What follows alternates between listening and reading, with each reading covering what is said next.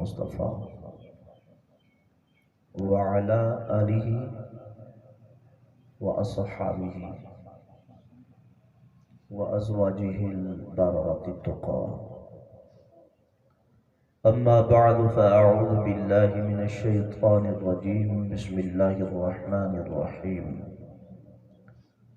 الذين كفروا وصدوا عن سبيل الله أضل أعمالهم. صدق الله العظيم وصدق رسوله النبي الكريم الأمين. إن الله وملائكته يصلون على النبي يا أيها الذين آمنوا صلوا عليه وسلموا تسلیما.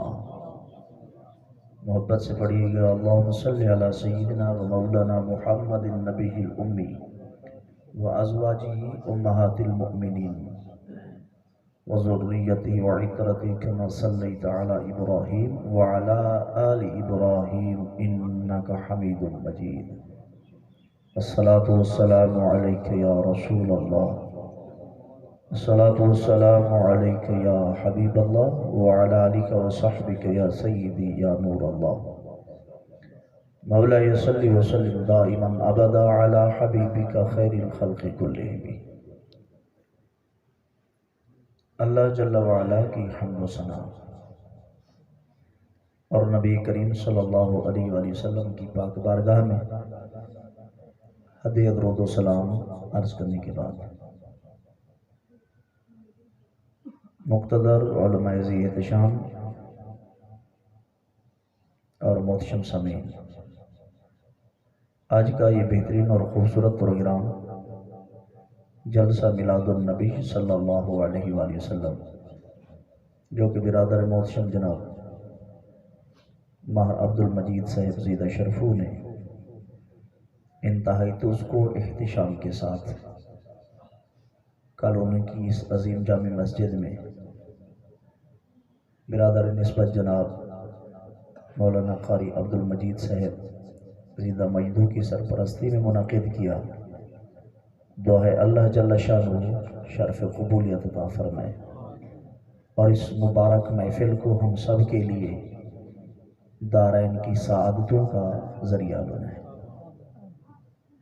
محتشم سامعین، بلا تمہید اللہ جل مجدہ کے پیارے حبیب نبی صلی اللہ علیہ وآلہ وسلم نے جب اعلان نبوت فرمایا تو اس سے پہلے مکہ المکرمہ اور بالخصوص کعبۃ اللہ کی محتممی کفار مکہ کے پاس تھی.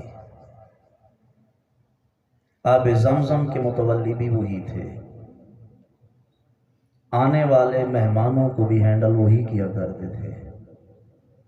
حج کا انتظام و انصرام بھی انہی کے ذمہ تھا. لنگر کا اہتمام بھی یہ خود کیا کرتے تھے. یتیموں مسکینوں غریبوں کی خدمت و امداد بھی کر دیا کرتے تھے.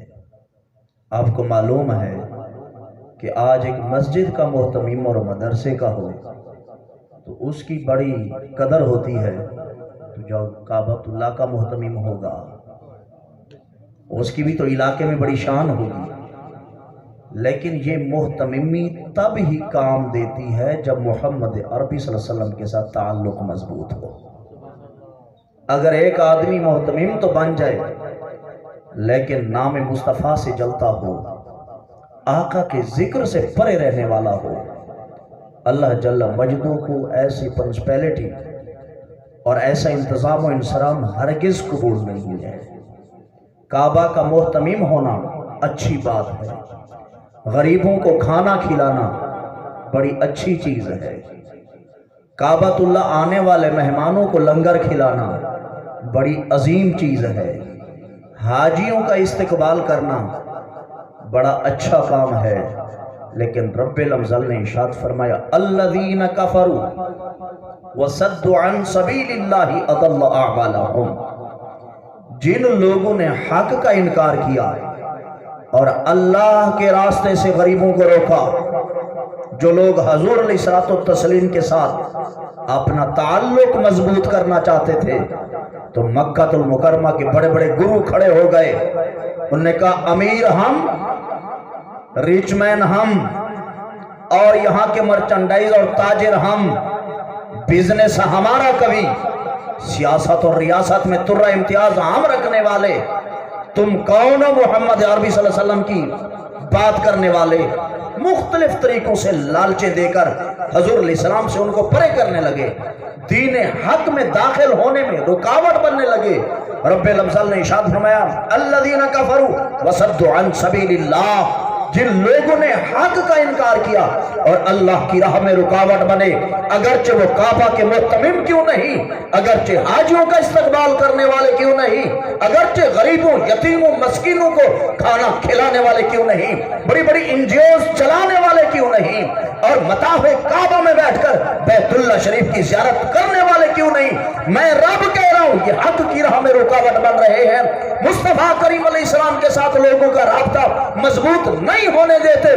میں صحیفہ انقلاب کلام مجید کے اندر یہ ارشاد فرما رہا ہوں اضل اعمالہم، ان کی محتممی بھی میں منہ پہ مارتا ہوں، ان کا لنگر پانی بھی منہ پہ مارتا ہوں، حاجیوں کے استقبال بھی منہ پہ مارتا ہوں. محتممی اسی کی قابل قبول ہے، لنگر اسی کا قابل قبول ہے، نیکی اسی کی قابل قبول ہے جو زہرا کے بابے کا سچا غلام ہے.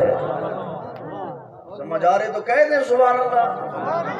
شہری ہونے کا مطلب تو یہ نہیں ہے کہ بندہ عالم سبحان اللہ کہنے سے بندہ قاصر ہے، محبت سے بول دیجئے سبحان اللہ.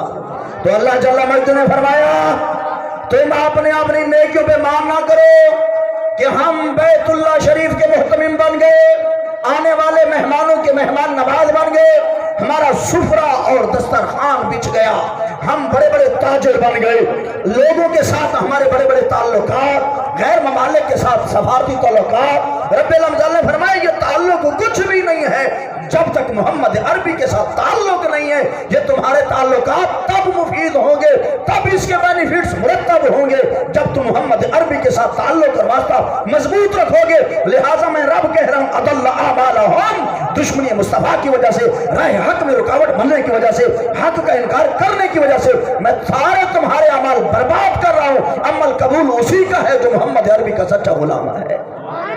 آج لوگ یتیم خانہ بنا لیتے ہیں، کسی کو 2 روٹیاں لے لیتے ہیں، میرا مذہب انسانیت ہے. اور تو کہاں کا درندہ آ گیا مذہب انسانیت رکھنے والا؟ اسلام کے اندر درار پانے والا کوئی مذہب انسانیت نہیں ہے، اس کی کوئی بنیاد نہیں، نہ کوئی اس کی جناب ثبوت اور پروف ہے. مذہب دنیا کے اندر اسلام ہے، جو اس کے دائرے میں رہ کر کام کرے گا محمد عربی کا غلام بنے گا، اسی کا نام باقی بچے گا. جو اسے دور رہے گا نہ کام باقی رہے گا نہ نام باقی رہے گا. کل وہی بلند تھے، سر بلند تھے جو محمد عربی کے غلام تھے، قیامت تک دنیا کے امام رہیں گے.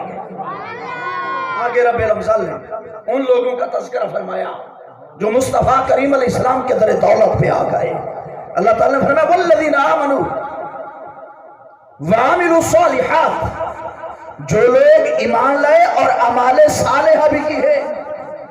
والذین آمنوا، جو لوگ ایمان لائے، وعملوا الصالحات، اور اعمال صالحہ بھی کی ہے. وآمنوا بما نزل علی محمد، اور جو محمد عربی پر صحیفہ انقلاب نازل ہوا اس پر بھی وہ ایمان لائے. وَهُوَ الْحَقُّ مِنْ رَبِّهِمْ، رب الامثال شاہ فرماتے ہیں جو میں نے نازل کیا اپنی طرف سے محمد عربی کی ذات پر وہ حق ہے، سچ ہے. وَمَا يَنْطِقُ عَنِ الْهَوَىٰ إِنْ هُوَ إِلَّا وَحْيٌ يُوحَىٰ، یہ محمد عربی تو اپنی طرف سے بولتے ہی نہیں ہے، بولتے ہی تب ہے جب میسج اور پیغام رب قدیر کی طرف سے آتا ہے. تو رب نے فرمایا جو ایمان بھی لائے، عمل صالح بھی کیے، اور ساتھ ساتھ محمد عربی پہ نازل حق ہوا اس کو حق بھی جانا، اس کو مانا بھی صحیح. تو رب فرماتے ہیں ایسے لوگوں کو میں 2 انعام عطا فرماتا ہوں. کتنے انعام؟ 2. اے مالک مولا کون سا انعام ہے؟ وہ نوبل پرائز کون سا ہے جو تو در مصطفیٰ پہ آنے والوں کو، ایمان کی مالا پہننے والوں کو، عبادت کا جناب والا سہرا لگانے والوں کو عطا فرماتا ہے؟ وہ کون سے 2 انعام ہیں؟ رب الامثال نے ارشاد فرمایا پہلا انعام کفر عنہم سیئاتہم، میرا حبیب بھی پاک، یہ سمجھتا بولو چا سبحان اللہ. میں بھی پاک، میرا حبیب بھی پاک، درے حبیب بھی پاک، دربار حبیب بھی پاک، آنے والا بھی پاک ہونا چاہیے. اگر کفر، شرک، دلالت اور جہالت کی گند کے اندر پہلے لپڑا ہوا تھا تو یہ درے حبیب کے قابل نہیں ہے. اے مالک مولا کیا کرے گا؟ رب العزت فرمائے ایمان بھی آ گیا، عمل صالحہ بھی آ گیا. جو محمد عربی لے کر آئے اس حق کو ماننے والا بھی بن گیا. آپ کیونکہ دروازہ ہے پاک، میں پلیتوں کو اس در پہ آنے نہیں دیتا. کفر اللہ عنہم سیئاتہم، کفر عنہم سیئاتہم. پہلا کام یہ کروں گا، اپنے رحمت کے قلم سے ان کے گناہ ختم کروں گا. کفر عنہم سیئاتہم. پہلا انعام مصطفیٰ کریم علیہ السلام کے ساتھ جڑنے کا، ایمان بالتوحید اور ایمان بالرسول کا، عمل صالح کا، نماز روزہ اور حج زکوٰۃ کا جو پہلا نتیجہ ہے، پہلا انعام ہے، پہلا ثمرہ ہے. رب العزت شاہ فرماتے وہ یہ ہے کفر عنہم سیئاتہم. میں پاک رب ہوں، پاک حبیب ہے، دربار بھی پاک ہے، گندے کی ضرورت نہیں ہے. جو آئے گا اگرچہ گندا تھا اچھا بندہ بن کے آئے گا. پہلے گناہوں سے دامن پاک کروں گا، پھر در نبی پر اس کو جگہ عطا کروں گا. سبحان اللہ. نعرہ تکبیر، نعرہ رسالت، نعرہ رسالت، نعرہ حیدری. پھر وَأَصْلَحَ بَالَهُمْ. رب العزت ارشاد فرماتے ہیں ان کے اعمال بھی درست کر دوں گا، ان کے احوال بھی درست کر دوں گا.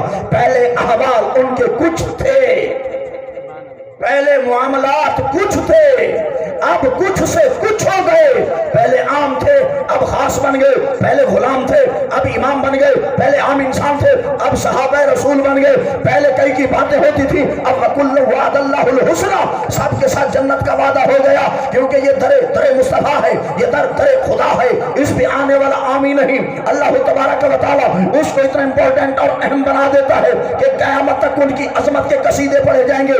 میں گناہ بھی مٹا دوں گا، عمل بھی احوال بھی درست کر دوں گا. جب یہ دونوں چیزیں ٹھیک ہو جائیں گی پھر کائنات کو پتہ چلے گا نسبت مصطفیٰ کا فائدہ کتنا عظیم ہے. سمجھا رہے کہ نہیں؟ صرف ایمان اس کے ساتھ بھی گزارا نہیں ہوگا، صرف عمل اس کے ساتھ بھی گزارا نہیں ہوگا. دن رات مسجد میں لٹا رہے، جھاڑو بھی پھیرتا رہے، آقا کے ذکر کی بات آئے، اگر ماتھے پہ تیوری چڑھانے لگے، طبیعت بل کھانے لگے، بغض و اناد کا ٹمپریچر جناب اللہ سر اٹھانے لگے، سمجھ لے ذات مصطفیٰ سے تعلق اس کا غیر ثبوت ہے. یہ تو طریقہ تھا ابھی جہل کا. توجہ میری طرف، یہ ہوتا رہتا ہے. محبت کے ساتھ بول دیجئے سبحان اللہ. یہ تو طریقہ تھا ابھی جہل کا، یہ تو طریقہ تھا ابھی لہب کا. جو بھی مصطفیٰ کریم علیہ السلام کا ذکر اپنی زبان پہ لاتا، آقا کا نام لیتا، فوراً سزا کے لیے، انتقام کے لیے اور جناب والا زد و کوب کے لیے تیار ہو جاتے. معلوم ہوا یہ طریقہ کفار ہے.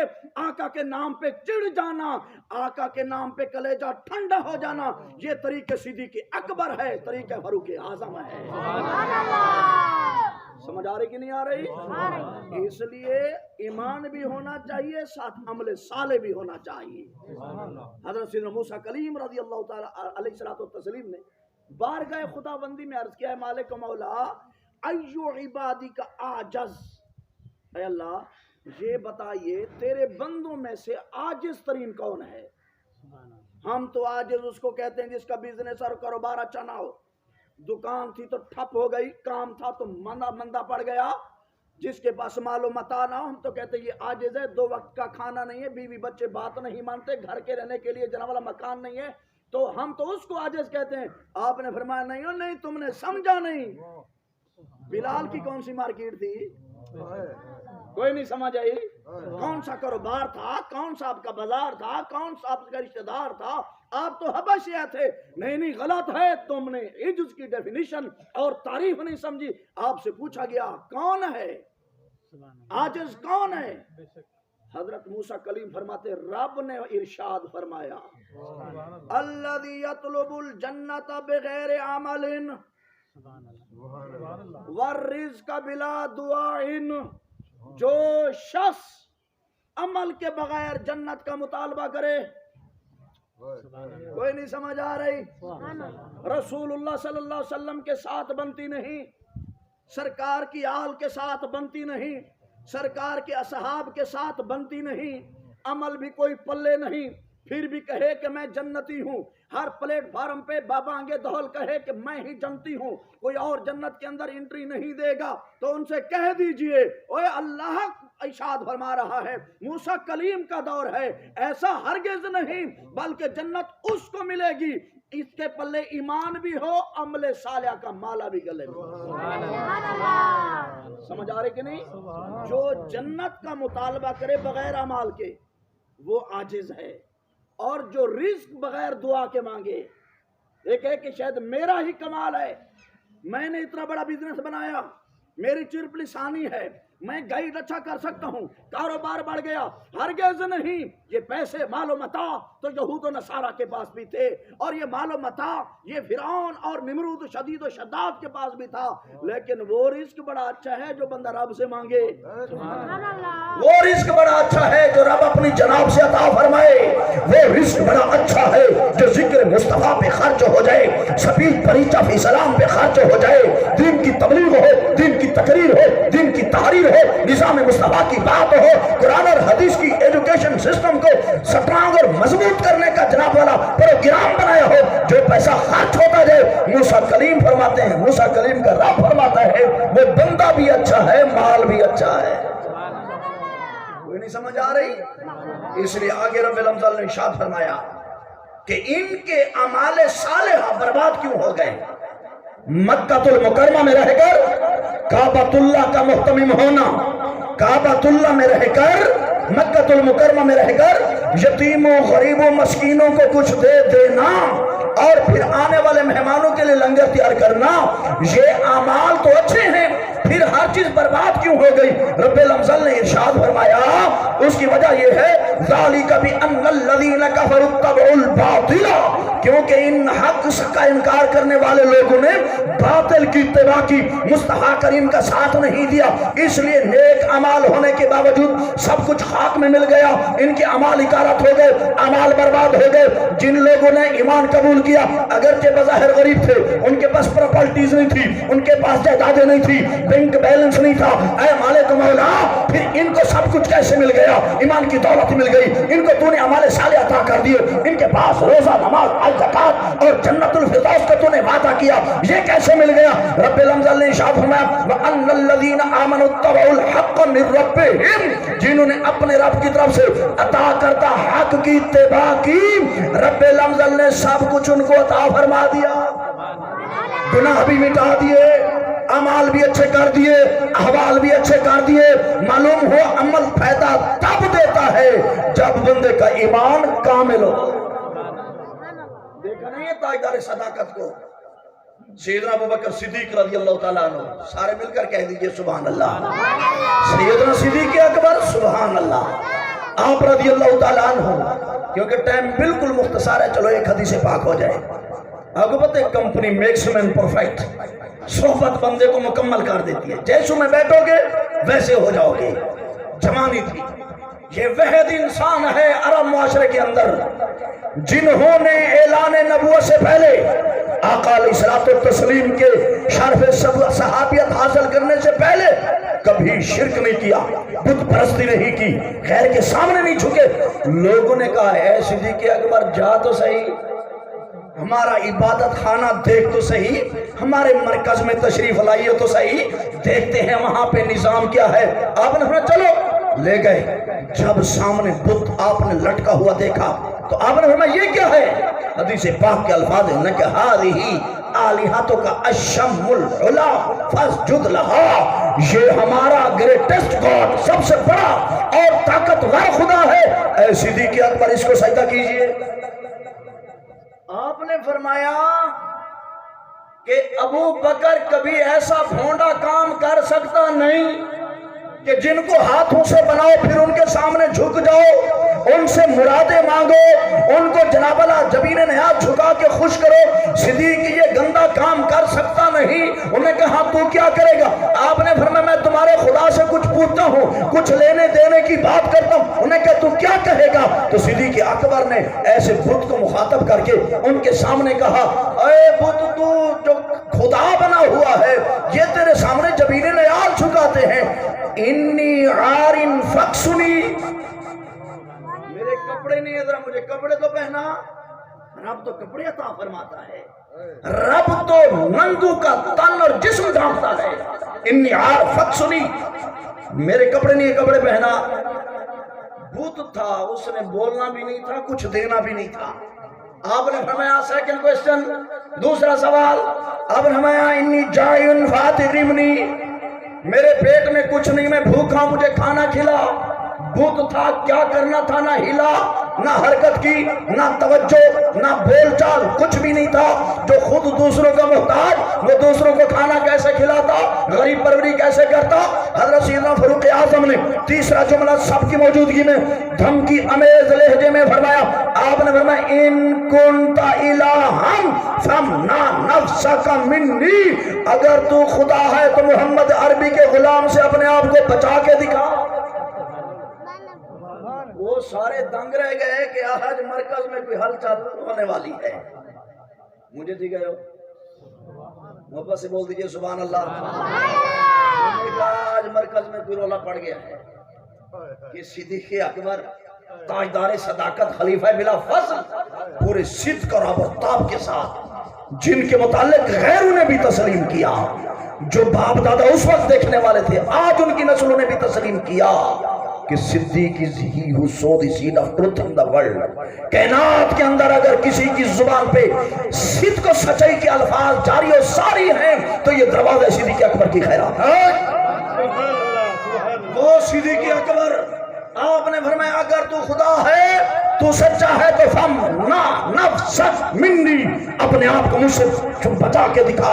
آپ نے پتھر لیا، ایسے سٹکا لگایا، زور سے مارا، دھڑام سے وہ زمین پہ گرا، ایسے ٹھکری ٹھکری ہو گئی، ٹکڑے ٹکڑے ہو گیا، پاش پاش ہو گیا۔ کسی نے ادھر سے پکڑا، کسی نے ادھر سے پکڑا، کسی نے کمر میں جناب باہیں ڈالی تو آپ کو پکڑ کے آپ کے گھر لے جانے لگے۔ آپ کی والدہ سید ام رومان نے دیکھا کہ جناب والا آپ سامنے جکڑے ہوئے ہیں۔ آپ نے فرمایا خیر تو ہے، کوئی نہیں سمجھ آئی، خیر تو ہے، ابو بکر کو کیوں پکڑ رکھا ہے؟ باطل گویا کے زبان حال سے کہنے لگا کہ قیامت تک جو ٹھوکر باطل کو صدیق نے لگائی ہے، اگر باطل پھڑکے نہ تو اور کیا کرے، جو تو قیامت تک مصطفیٰ کریم کا فیضان ہے۔ باطل کو اور جھوٹ کو ٹھوکر صدیق اکبر نے لگائی، ظلم کو ٹھوکر فاروق اعظم نے لگائی، برائی اور بے حیائی کو ٹھوکر عثمان غنی نے لگائی، بزدلی اور دو نمبری کو ٹھوکر مولا علی نے لگائی، یزید کو ٹھوکر حسین نے لگائی۔ جو یزید والا ہے وہ حسین کے خلاف رہے گا، جو ظلم والا ہے وہ فاروق کے خلاف رہے گا، جو سچ کے خلاف ہے وہ جناب والا صدیق اکبر کے خلاف رہے گا، جو بے حیا ہے وہ عثمان غنی کی مخالفت کرے گا، جو بزدل اور لومڑی ہے وہ علی المرتضیٰ کی مخالفت کرے گا۔ صدیق نے فرمایا میں جو باطل کو ٹھوکر لگا رہا ہوں ان کی نسلیں یاد کرتی رہیں گی۔ کافروں نے کہا اے صدیق اکبر کی امی، جو آج چوٹ صدیق کی لگی ہے نہ ہم بھولیں گے، نہ باپ دادا بھولیں گے، نہ قیامت تک ہماری نسلیں بھولیں گے۔ نعرہ رسالت، نعرہ تحقیق، نعرہ حیدری۔ نے کہا کیا ٹھوکر لگ گئی؟ اللہ اللہ، کہنے لگے یہ تو سارے خدا دا چھوڑا ہی ککھ نہیں۔ آپ نے فرمایا کیا ہو گیا؟ اس کے تو پلے ککھ تھا ہی نہیں، ککھ تو اس کا نہیں بچتا جس کے پلے کچھ ہو، یہ تو ککھ تھا اس کے پلے کچھ نہیں تھا۔ صدیق نے چوٹ لگا کے ثابت کر دیا باطل کے پلے ککھ بھی نہیں۔ لہذا جب باطل سامنے آئے تماچے صدیقی منہ پہ مارو، پھر نتیجہ خدا پہ چھوڑو۔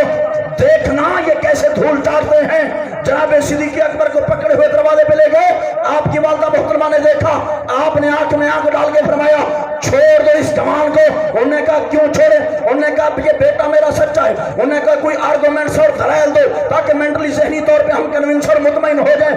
آپ نے فرمایا ہاں ہاں، جس وقت صدیق اکبر کی ولادت ہوئی تو میں کمرے میں تنہا تھی، ہاتھے ہوئے غیبی نے آواز دی یا امت اللہ بالتحقیق ابشری بالولد العتیق۔ اسمہ فی السماء صدیق لمحمد صاحب و رفیق. جب صدیق اکبر کا میلاد ہوا، آپ کی ولادت بسعادت ہوئی، آپ کا برتھ ڈے تھا، جن لمحات میں صدیق اکبر میرے بطن اطہر سے اس عالم رنگبو میں قدم رکھ رہے تھے، آپ کا خروج ہو رہا تھا، آسمان سے آواز آ رہی تھی، اے اللہ کی بندی ابشری بالولد العتیق، تمہیں ایسے بچے کی خوشخبری ہو جو جنت کا مستحق ہے، جہنم جس کو ہاتھ نہیں لگائے گی. اسمہ فی السماء صدیق، اور کوئی پہچانے نہ پہچانے آسمان والے تو صدیق اکبر کہیں گے. لے محمد صاحب و رفیق، وہ محمد عربی کا صحابی، کمپینی نام محمد ہوگا. دنیا میں محمد عربی کے گھر تھے، جنگ میں محمد عربی کے ساتھ، امن و آشتی میں محمد عربی کے ساتھ، نماز اور روزہ میں محمد عربی کے ساتھ، تمام تر معاملات میں محمد عربی کے ساتھ. جب آنکھ بند کرے گا یاری اتنی پکی ہوگی، وفاداری اتنی عظیم ہوگی، دنیا میں بھی ساتھ تھا صاحب و رفیق، قبر میں جائے گا تب بھی ساتھ. کوئی نہیں سمجھ آ رہی؟ پھر اتنے تک نہیں، جب اٹھیں گے پھر بھی ساتھ، پھر اتنے تک بس نہیں، جب جنت میں جائیں گے تب بھی ساتھ. اس لیے صدیق اکبر، کوئی نہیں سمجھ آ رہی؟ سب سے بڑا صدیق، جن کی صداقت کی انتہا نہ ہو، جن کے در سے صداقت کی خیرات ملتی ہو، جن کے در سے کذب بیانی کا جنورہ خاتمہ ہوتا ہو، جو لوگوں کے دلوں اور دماغ کے اندر صداقت اور سچائی کا چراغ فروزاں کرنے والے ہو، اس کو کہتے ہیں ابو بکر صدیق. جو نبی کا یار غار ہو، یار مجار ہو، جانشین اول ہو، خلیفہ اعظم اکبر اول ہو، افضل البشر بعد الانبیاء بالتحقیق ہو، اس کو کہتے ہیں ابو بکر صدیق. کوئی نہیں سمجھ آ رہی؟ بابا سے کہہ دیجئے سبحان اللہ. لہذا وقت کا مختصر 20 بھی ہو گئے، 20 بھی ہو گئے. چلو مختصر یہ ایک دو سوال ہیں چھوٹے چھوٹے. کیا مؤذن اذان دے کر گھر جا سکتا ہے؟ کہ اگلے پابندی مؤذن دے تھوڑے دے کوئی نہیں، جو بالکل نماز پڑھنے کے لیے ان کے بارے میں کبھی نہیں پوچھا. مؤذن اذان دے کر گھر جا سکتا ہے، اس میں کوئی حرج نہیں. لبیک یا رسول اللہ، لبیک یا رسول اللہ، لبیک یا رسول اللہ. تاجدار ختم نبوت، تاجدار ختم نبوت.